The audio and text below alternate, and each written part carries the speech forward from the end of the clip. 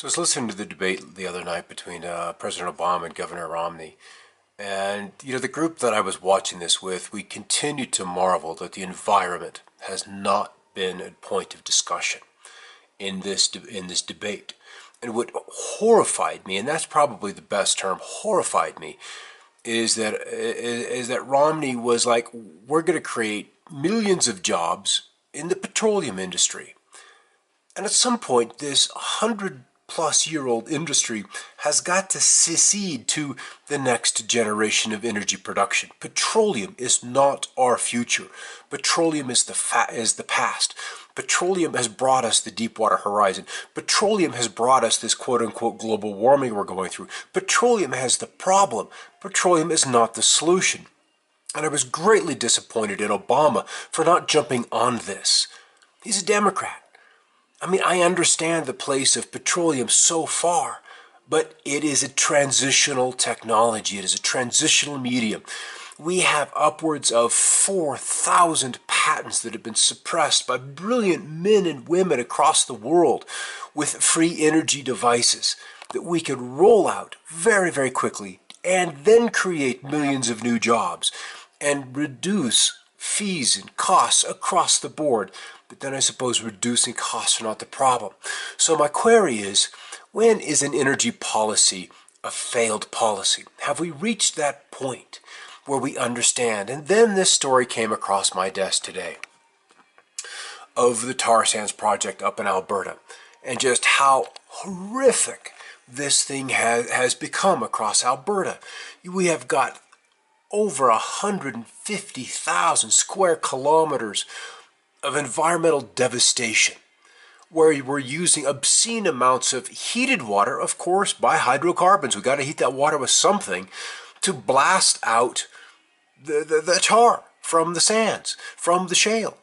And we're producing 5 times as many greenhouse gases as normal extraction. And the forest is gone. And it's been replaced by this wasteland. And Romney wants to do more of this. He wants to build this bloody Keystone pipeline to get this shit to market. Now, the only way we're going to do this and not bring down the oil companies is what the president is doing, is requiring we get higher fuel efficiency out of the vehicles so we can reduce our costs. I mean, if $4 a gallon is the new normal, then it's best we get 40 miles per gallon. We better go that direction.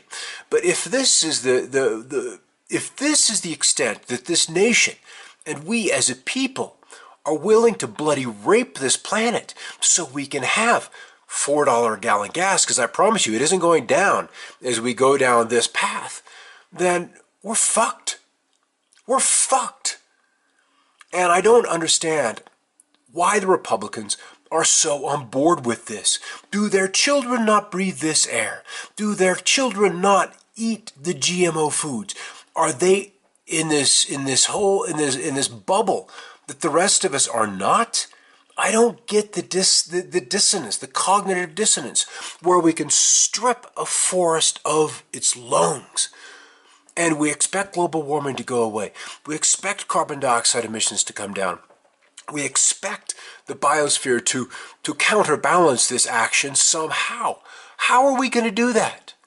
Where's the vision for the new future, Romney and Obama?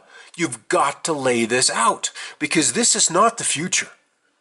This is back to the wildcatting days of the 1890s, 1910s in Texas and California. This is the old day where we didn't give a blasted fuck about the environment and we raped the land, and we're doing it again. And I don't see how any party can see what's going on up there and get behind it. It's sick, it's diseased, and it won't last for long. This planet will say, fuck you, and deal with us. And then, where are we? Then what are you going to feed your children? This has got to end. There are technologies out there that we can deploy that will make this look like witch hunt trials. Medieval Catholic racks where they torture people. We don't have to do this. And yes, there's an economic boom to it, but it is very localized, and there is a huge environmental impact that Canada seems to be willing to pay. And I think that is a gross mistake. A gross, gross mistake. It would never happen in this country. And so we have to move this debate as to who is more proud of opening up federal lands for oil exploration. Well, if this is what happens to our federal lands, then bloody hell, leave them locked up. We don't want this shit. There are alternatives. And Mr. President and Governor Romney, you've got to bring this to the debate. We have solutions. You've had solutions. If we didn't have the patent office owned by the power elites, then we might have seen these things rolled out in the 70s, and we would have never gone through the oil crisis of the 70s and whatever oil shock is shortly looming on our future. But folks, this is not the future. This is the past.